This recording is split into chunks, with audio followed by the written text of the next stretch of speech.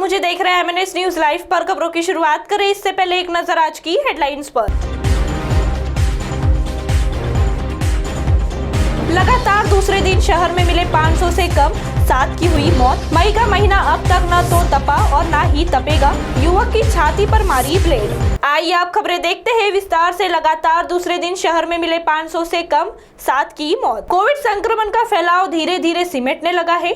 जिले में शनिवार को 1086 नए पॉजिटिव मिले और 26 की मौत हुई। अच्छी बात यह रही कि शहर में लगातार दूसरे दिन 500 से कम संक्रमित मिले। शनिवार को शहर में जहां 445 नए संक्रमित मिले, वहीं 7 की ही मौत हुई, जबकि ग्रामीण इलाके में स्थिति अब भी नाजुक बनी हुई है।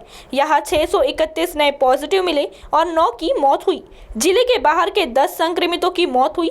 अब तक कुल 4,70,017 संक्रमित मिले और 8,744 की मौत हुई। शनिवार को 2,872 मरीज स्वस्थ हुए। इसमें शहर के 1,393, ग्रामीण के 1,479 थे। अब तक कुल 4,35,031 संक्रमित स्वस्थ हो चुके हैं।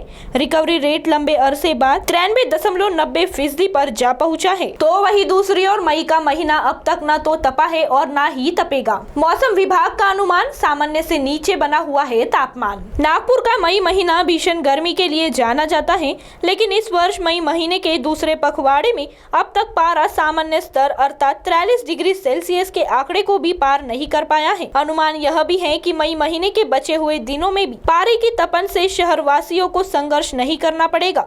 15 से 22 मई के बीच केवल 2 बार ही पारा 40 डिग्री के ऊपर जा पाया है। 18 मई को 40.2 डिग्री और 22 मई को 40.9 डिग्री सेल्सियस पारा गया। मौसम जानकारों के अनुसार दूसरे पखवाड़े के शुरू होने के साथ ही अरब सागर में चक्रवाती तूफान तौकते ने कोहराम मचाया।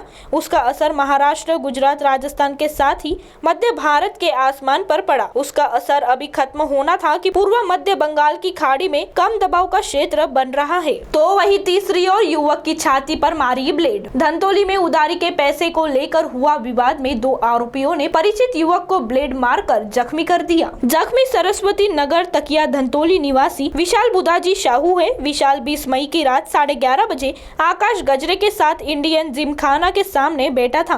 तभी संतोष मान मोड़े और धनराज लांजेवर वहां आए और उधारी दिए पैसे मांगने लगे।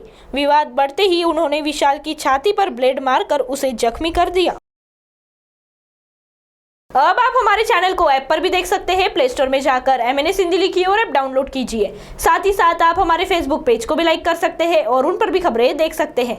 लिंक है ट्विटर, इंस्टाग्राम पर भी आप हमारे खबरों को देख सकते हैं। आप हमारे चैनल को यूट्यूब पर भी देख सकते हैं और इसे यूट्यूब पर सब्सक्राइब करना ना भूलें। फिलहाल वक्त तो चला है एक ब्रेक का। ब्रेक से लौटने के बाद देश और दुनिया की तमाम खबरें देखने के लिए जुड़े रहिए हमारे साथ एमएनएस न्यूज लाइव पर। नमस्कार।